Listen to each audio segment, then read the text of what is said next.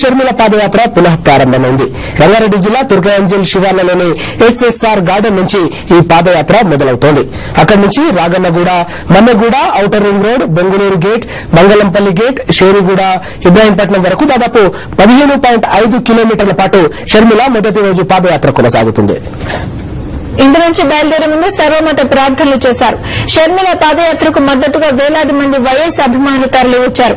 YSR, YS Jagan నినాదాలు మారుమోగాయి. తుర్కయాంజల్ నుంచి పాదయాత్ర మొదలవుతుంది. 8న నల్గొండ జిల్లాలోకి పాదయాత్ర ప్రవేశిస్తుంది. డిసెంబర్ 14 తర్వాత ఆగిపోయిన పాదయాత్ర ఈ రోజు పునః ప్రారంభమవుతోంది.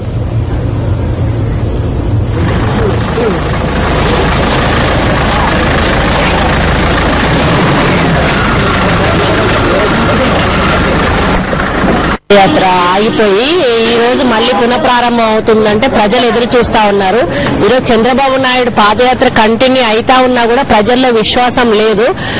జగన్మోహన్ రెడ్డి గారి కుటుంబం గాని, రాజశేఖర రెడ్డి గారి కుటుంబం నుంచి వచ్చేటువంటి ఏ వ్యక్తినైనా కూడా ఈరోజు ప్రజలు విశ్వసించేటువంటి పరిస్థితి ఉంది.